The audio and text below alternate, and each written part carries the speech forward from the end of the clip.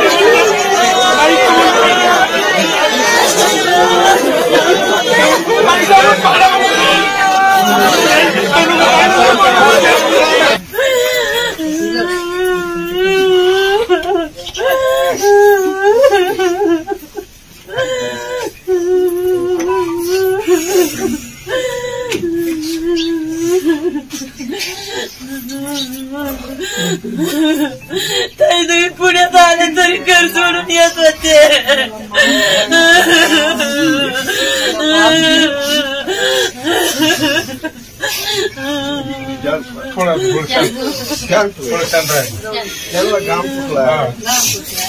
सगळ्यांना तेवढं दुःख झालंय.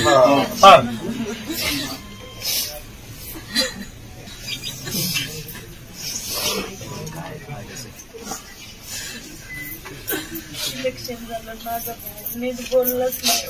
माझ्या भावाला लई सगळ्या गोष्टी माझ्या लहान कार्यकर्त्यांना यंत्रासारखं वापरलं नाही. मी नेहमी असा विचार केला की हे लोक माझ्यासाठी परिवारापेक्षाही जास्त आहेत. जीव लावला मी लोकांना आणि त्यांनी पण एवढा जीव लावला की माझ्या नंतर जीव पराभव झाला म्हणून जीव देत आहेत. हे मला अजिबात मान्य नाही. कदाचित मी 10 वर्ष राजकारणामध्ये मी आहे. मी कधीही स्वतःचं संतुलन बिघडू दिलं नाही. कधीही मी भूमिका अशी कमकुवत घेतली नाही. पण या भावनेमध्ये मी खूप कमकुवत झालेली आहे. कारण मला खूप अपराधी वाटतंय की माझ्यावर प्रेम करणाऱ्या लोकांना मी काहीच देऊ शकत नाही. राजकारण चालत राहतं. जय पराजय इंदिरा गांधींचे झाले, मुंडे साहेबांचे झाले, विलासराव देशमुखांसारख्या नेत्याचेही झाले.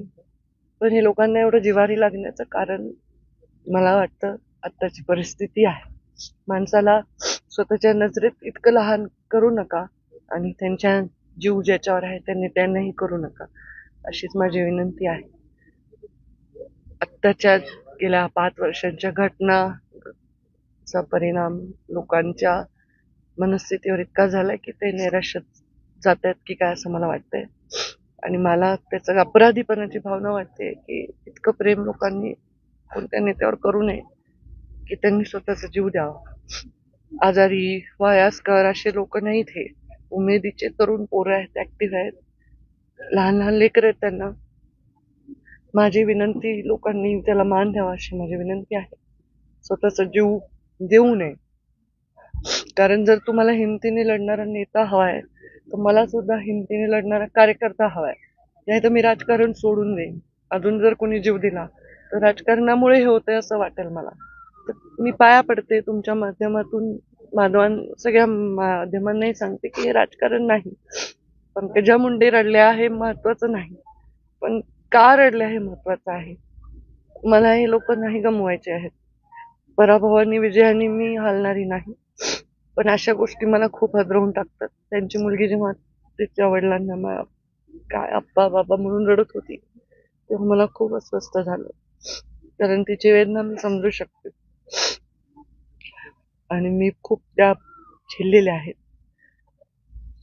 आणि मी तशी व्यक्त होत नाही कधी अशा बाबतीत, किंवा अश्रू माझ्या डोळ्याच्या कडाच्या बाहेर येऊ देत नाही. पण आज मी अस्वस्थ आहे आणि माझ्या स्वतःवरचं संतुलन बिघडेल असं माझ्यावर प्रेम करणाऱ्यांनी करू नये एवढीच विनंती आहे. प्लीज प्लीज आत्महत्या करायचं हे सत्र इथेच थांबवा. आणि जे काही तुम्हाला ते बळ येतं ना आत्महत्येसाठी, मुलांना खूप हिंमत लागते आत्महत्या करायला. रडक्या बेकड लोकांचं काम असं वाटणं वेगळं आहे, पण ती हिंमत माझ्यासाठी पुढचे 100 दिवस द्या. हे सगळं पालटून टाकू, सगळं उलटून टाकू, विश्वास ठेवा.